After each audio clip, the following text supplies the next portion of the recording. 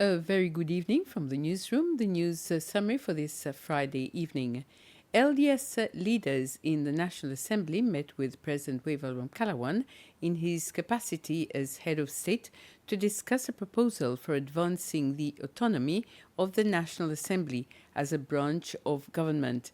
Present at the meeting were the Speaker of the National Assembly, Roger Mossienne, the Deputy Speaker, Gervais Henry, the Leader of Government Business, Bernard Georges, the Chief Whip of LDS, the Clerk and Deputy Clerk of the National Assembly, and the Principal Secretary for Finance. U.S. leaders were not present at the meeting, having presented their excuses to the Speaker beforehand. The point of the visit was to discuss a proposal for autonomy of the Assembly as a way of strengthening the Assembly as an institution, a branch of government, but also improving its effectiveness in the way it works. And the subjects we covered were basically the control of the finances of the Assembly in terms of its management, and also the administration of the National Assembly service as distinct from the public service. The Minister for Finance, National Planning and Trade, Nadi Hassan, will deliver the national budget speech for 2025 next Thursday. The speech will start at 9 a.m. and will be broadcast live on SBC2, Radio Sicile, and the National Assembly YouTube channel. A press release from the National Assembly states that for the first time in the history of the National Assembly, the budget speech will be interpreted live in Seychelles Sign Language by the Association for the Hearing Impaired, APHI. On Tuesday, the 5th of November, the leader of the opposition in the National Assembly will give his reaction to the 2025 budget speech, followed by that of the leader of government business. The reactions to Minister Hassan's speech will continue until Wednesday, November the 6th and Thursday the 7th, when all members of the National Assembly will have the opportunity to give their reactions to the speech. A high-level delegation led by the Vice Chairman of the Chinese People's Political Consultative Conference, Mu Hong, has paid a courtesy visit to President Ramkalawan this morning at State House. Also present at the meeting was the deputy head of the China-Seychelles Friendship Group, Wang Min. The aim of the meeting was to continue strengthening strategic ties between the two countries, especially after President Ramkalawan met his Chinese counterpart Xi Jinping at the China-Africa Cooperation Forum in Beijing last month.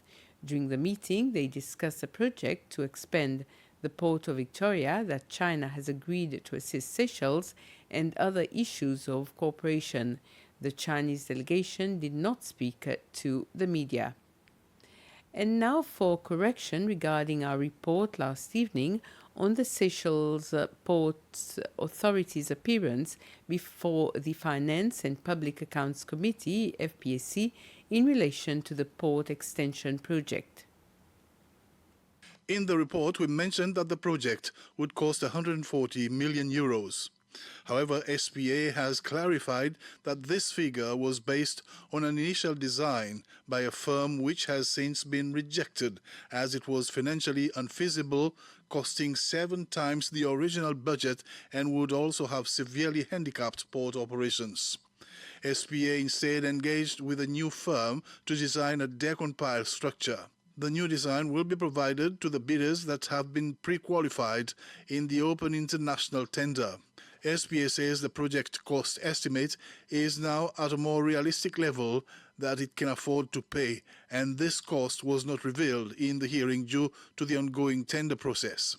With regards to the dredge component, which the FPAC highlighted was going to be undertaken by Yandernel, SPA responded that this procurement has been cancelled because of the high cost of doing the dredging and civil works separately. As a result, the dredging component has now been combined with the construction of the key component, and the appointed contractor will undertake both parts of the project. We apologize for the error. Secondary school students following the Sandwatch project will now have a broader appreciation of the environment with the Island Watch project. This project will include the monitoring of beaches, but adding rivers and reefs too. The government officially launched the project along with UNESCO's representative for Small Islands Developing States, Zulmira Rodriguez. Mrs. Rodriguez says such a project will benefit SIDS in terms of data on the environment, which in return allows for educated decisions for environment protection. I'm proud to represent UNESCO at this pivotal moment as we reaffirm our commitment to safeguarding the future of small island developed states through innovation, education, and community-driven solutions. Island nations like Seychelles are on the front line of climate change and environmental challenges. Despite these vulnerabilities, they are home to resilient communities and rich ecosystems that must be protected for future generations and the future of mankind. UNESCO recognizes the essential role of local communities, students, hotels, stakeholders represented here today, playing in the support to government in monitoring and preserving these unique environments. Building on Soundwatch, we have developed Island Watch, a program aimed at deepening citizenship, engagement, and environmental monitoring and stewardship. The UNESCO Island Watch pilot was announced during the SIDS4 conference in Antigua and Barbuda. This pilot project began this year focusing on 9 countries in the SIDS, 3 in the IAS region, 3 in the Caribbean, and 3 in the Pacific. In the IAS region, Seychelles is the very first country where we are launching this initiative, and we count on your support and your enthusiasm to make this work and become a success. Hilton Northolm Hotel, Resort and Spa, along with the Ministry of Education, has organized a forum where students from various schools have attended. This was held at the Hilton Northolm Hotel, Resort and Spa, Glacis.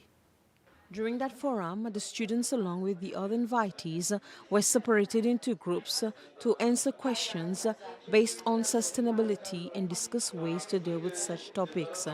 The operation manager of Northolm Hotel Resort and Spa, Louis Van Putten, said that sustainability goes beyond being a concept, as it is a cornerstone of their operations. We got it here today to come up with sustainable initiatives together, like the students, the head of departments, together with the minister, to come up with solutions how we can protect this beautiful island and preserve it for our future generations. And by collecting students from different educations, we created a think tank. Hailey Géry, a young student from SIAD, stated that the forum provided more knowledge that will help students to learn more about sustainability. They're trying to educate us, especially get our point of view, just to see how they can help us gain sustainability within Seychelles, because it's not really something we talk about often, and it needs to be spoken about more. It has come to a drastic point where we are a small little country in an island as well, and we depend on these things around us. Both the hotel and the Ministry of Education say they are ready and willing to fully commit to embedding sustainable practices into everything they do. Seychelles and the Bahamas have formalized their diplomatic relations through the signing of a joint communique in Apia, Samoa. The agreement was signed by the Minister for Foreign Affairs and Tourism, Sylvestre Radegonde, and the Minister for Foreign Affairs of the Bahamas, Frederick Mitchell. Both ministers are currently in Samoa for meetings leading up to the Commonwealth Heads of Government meeting, CHOGM.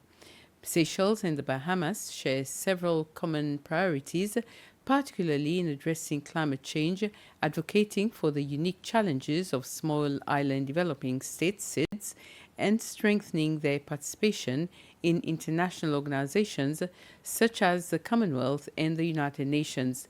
The establishment of diplomatic ties paves the way for increased bilateral cooperation in areas of mutual interest, including people-centered development, environmental protection, and sustainability.